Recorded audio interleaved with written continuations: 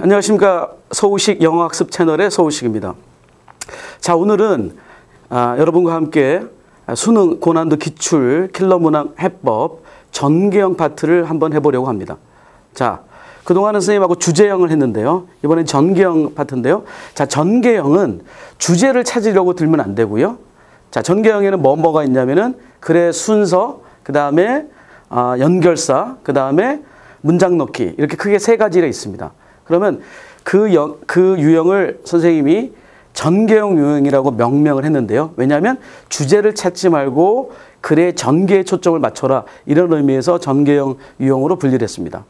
근데 대부분 학생들이 주제형의 빈칸 추론을 어려워하듯이 전개형의 글의 순서나 문장 넣기를 매우 어려워합니다. 그 다음에 특히 글의 순서도 두 문항이 나오는데요. 거기에 3점짜리가 나옵니다.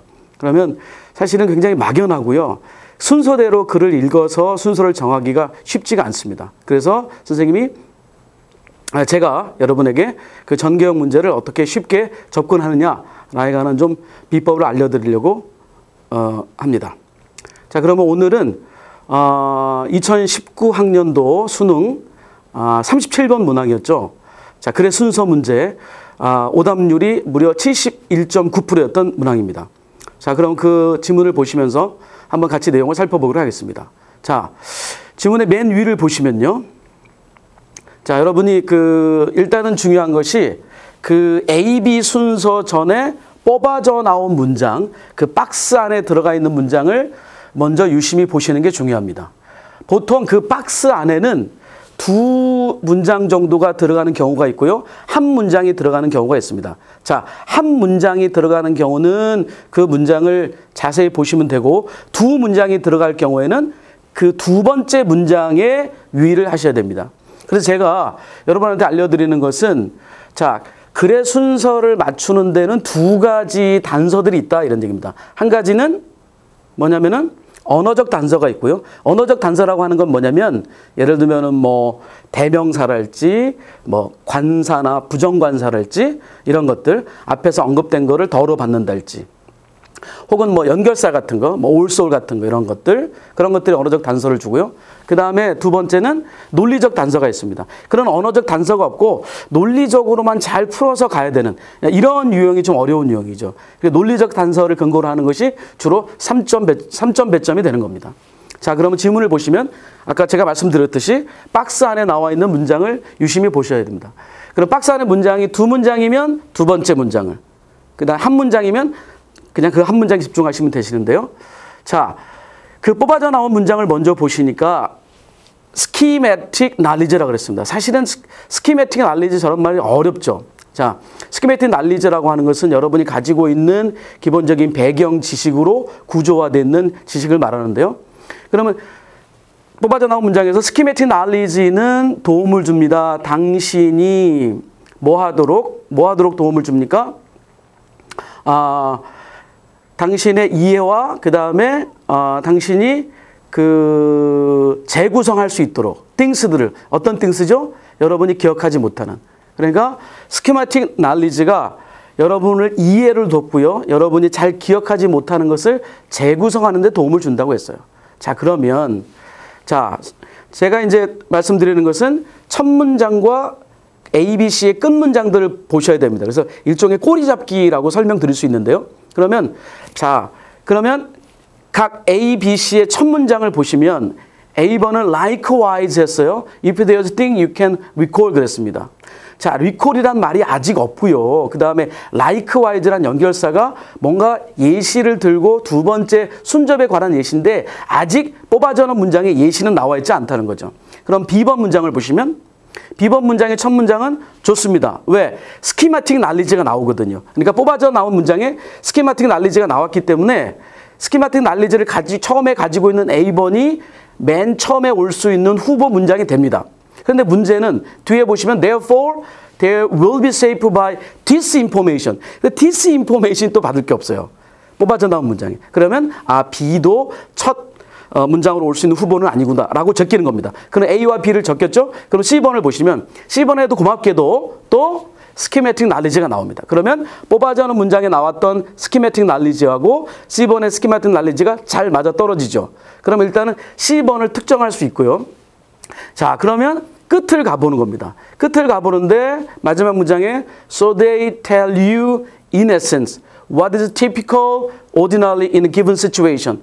그래서 이 스키매틱 날리지가 여러분한테 무엇이 전형적이고 무엇이 흔하고 그 다음에 무엇이 일반적인지를 알려준다. 주어진 상황 속에서. 그렇게 끝이 났습니다. 자, 그러면 이제 B를 처음으로 하고 그 다음에 이어질 거를 B로 갈지 A로 갈지를 봐야 되는데요. 자, A번에 보시면은 자, 또 하나 팁이 생겼어요. A번에는 the gaps가 보이죠? B번을 한번 보실까요?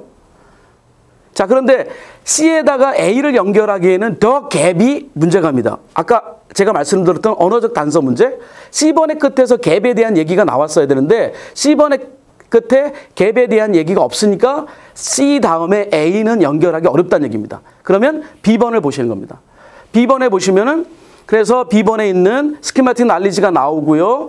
C번의 맨 마지막에 나와 있는 그 정보, 무엇이 티피컬하고 무엇이 오디너리한가를 알려준다라고 하는 스키매틱 날리지가 그것이 디스인포메이션이 되는 겁니다. 그러면 C와 B가 자연스럽게 연결이 되고요. 그러면 또 B의 끝으로 가는 겁니다. 왜냐하면 끝과 처음을 맞추는 일종의 꼬리잡기이기 때문에.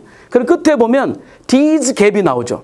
그러면 이 these gap을 A번의 맨 위에 있는 더 갭이 받는 겁니다. 그래서 이 글의 순서의 정답은 CBA가 되는 겁니다.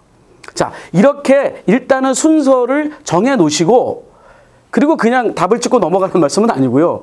수능이 굉장히 중요한데 어떻게 그냥 넘어갈 수 있겠습니까? 그래서 여러분이 CBA라고 이렇게 단서들을 활용해서 특정을 먼저 해 놓으신 다음에 글을 한번 그 순서에 맞춰서 읽어보시라 그 말씀입니다. 그러면 자연스럽게 연결이 되겠다. 왜냐하면 사실은 수능이라고 하는 것은 주어진 시간, 약 듣기를 빼면 50분 동안에 28개를 푸는데요. 그게 쉽지 않습니다, 여러분. 그래서 영어를 잘 읽는 사람도 문장이 잘 해석되고 독해가 되더라도 이렇게 유형에 맞춰서 정답을 고르기가 쉽지 않다는 얘기입니다. 왜? 정해진 시간 안에 풀어야 되거든요. 그래서 제가 여러분한테 하고 싶은 거는 그러한 단서들을 미리 주고 방향타를 잡고 한번 글을 읽어보시라 이런 의미에서 설명을 드리는 겁니다. 자, 그래서 다시 한번 정리합니다. 글의 순서 문제 정답을 찾아가는 방법은 단서는 두 가지. 하나가 언어적 단서를 활용한다. 언어적 단서는 아까 제가 37 문항을 설명하면서 말씀드렸듯이 그런 단서들, 정관사를 사용한달지, 연결사가 들어간달지, 그 다음에 맨 끝에 문장에서 나오지 않는 표현들이 바로 이어진달지 이런 것들이 언어적 단서가 되는 겁니다. 그 다음에 두 번째 단서는 뭐냐면 논리적 단서입니다. 논리적 단서는 사실 좀 어려운데요. 그러나 대부분 언어적 단서로 찾아갈 수 있습니다. 왜냐하면 논리적 단서로만 한다면 출제하는 입장에서도 부담이 될 수 있거든요. 왜냐하면 여기에도 의미로만 가면 여기도 맞을 것 같고 여기도 맞을 것 같기 때문에 이 오답의 시비 내지는 복답의 시비가 있기 때문에 언어적 단서를 활용해서 어느 정도의 안전장치를 걸어놓거든요. 그렇기 때문에 여러분이 제가 제시한 언어적 단서를 활용하는 것은 매우 중요하다. 그런 얘기입니다. 자, 그래서 글의 순서 문제는 주제를 찾으려고 들면 안 된다. 그래서 어떻게 순서를 맞추느냐? 뽑아져 나온 문장이 처음에 제시된 문장을 말씀드린 겁니다. 처음에 제시된 문장이 두 문장일 때는 끝 문장에 초점을 맞추고 그 다음에 그 끝 문장을 읽고 A, B, C의 첫 문장씩을 읽어봅니다. 그 첫 문장에 언어적 단서들이 있는가? 즉, 시작한 문장의 끝에 있던 단어들이 있는가 혹은 정관사들이 있는가 연결사는 어떤 건가 이런 걸 보시고 그 다음에 하나를 특정했다. 그러면 C를 특정했다 그러면 이제 C의 끝을 보는 겁니다. C의 끝을 보시면서 나머지 우리가 특정하지 못한 두 문장의 처음을 보는 겁니다. 그렇게 항상 끝과 처음을 이렇게 맞춰가다 보시면 어느 정도 틀이 잡히게 됩니다. 그러면 그렇게 틀을 맞춘 다음에 해보고 여러분이 이제 독해를 해보시고 그리고 정답을 특정합니다. 그러면 틀릴 확률이 매우 낮아지고요. 시간을 절약할 수 있습니다.